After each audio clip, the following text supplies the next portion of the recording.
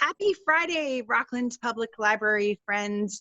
We are going to be sharing some favorite poems for Poetry Month, as April is Poetry Month. And this Friday, we are focusing on poems that are either for children or written for children or connected to children. And Jessie is going to start by reading a poem now.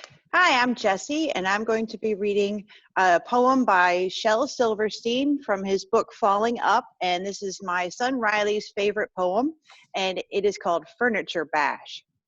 The hand of the clock pinched the foot of the bed, so the foot of the bed kicked the seat of the chair, so the seat of the chair sat on the head of the table, so the head of the table bit the leg of the desk. So the leg of the desk bumped the arm of the couch, so the arm of the couch slapped the face of the clock. And they pinched, and they punched, and they banged, and they knocked, and they ripped, and they flipped, and they rolled, and they rocked, and the poor dresser drawer got a couple of socks. There was sawdust and springs when I turned on the light after that horrible furniture fight. And that's the truth, no lie, no joke. That's how your furniture all got broke. Thank you. And now you'll be hearing from our friend Shane Billings. Hello there.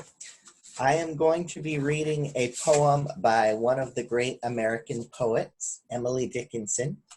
And most of her poems are untitled, and they use the first line of the poem as the title, or they use a Roman numeral number for the title. So this one is poem 34. And I will read starting right now. The wind begun to rock the grass with threatening tunes, and lo, he flung a menace at the earth, a menace at the sky. The leaves unhooked themselves from trees and started all abroad. The dust did scoop itself like hands and throw away the road. The wagons quickened on the streets, the thunder hurried slow. The lightning showed a yellow beak and then a livid claw. The birds put up the bars to nests, the cattle fled to barns. There came one drop of giant rain, and then, as if the hands that held the dams had parted hold, the waters wrecked the sky, but overlooked my father's house, just quartering a tree. And now we're going to hear from our wonderful library director, Amy Levine. Okay, good morning, everyone. I am reading from A.A. Milne's When We Were Very Young, which is a favorite book from childhood. My father used to read these books and stories and poems to me. So this one is called Disobedience. James Morrison, Weatherby George Dupree, took great care of his mother, though he was only 3. James said to his mother, "Mother," he said he, "you must never go down to the end of the town if you don't go down with me." James Morrison's mother put on a golden gown. James Morrison's mother drove to the end of town. James Morrison's mother said to herself, said she, "I can get right down to the end of the town and be back in time for tea." King John put up a notice, "Lost or stolen or strayed. James Morrison's mother seems to have been mislaid. Last seen wandering vaguely, quite of her own accord, she tried to get down to the end of the town. 40 shillings reward." James Morrison, commonly known as Jim, told his other relations not to go blaming him. James said to his mother, "Mother," he said he, "you must never go down to the end of the town without consulting me." James Morrison's mother hasn't been heard of since. King John said he was sorry, so did the Queen and Prince.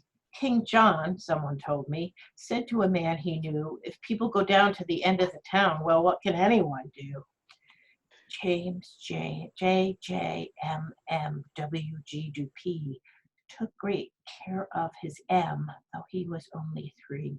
J. said to his M, he said he, "You must never go down to the end of the town if you don't go down with me."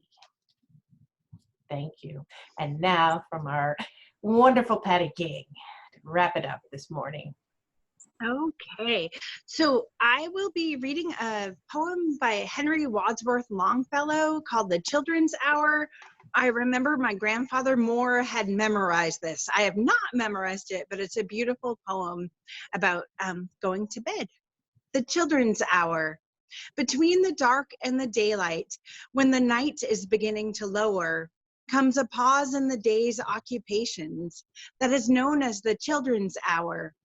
I hear in the chamber above me the patter of little feet, the sound of a door that is opened, and voices soft and sweet.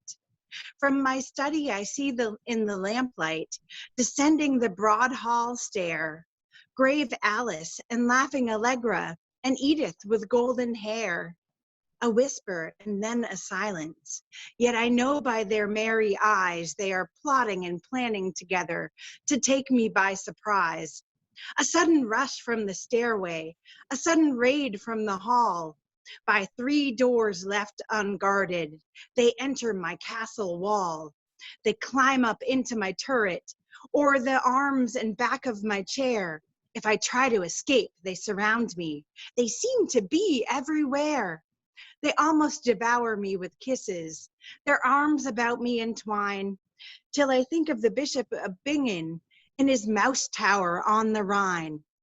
Do you think, O blue-eyed banditti, because you have scaled the wall, such an old mustache as I am is not a match for you all?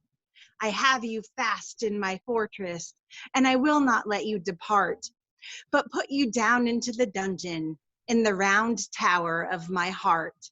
And there I will keep you forever, yes, forever and a day, till the walls shall crumble to ruin and molder in dust away.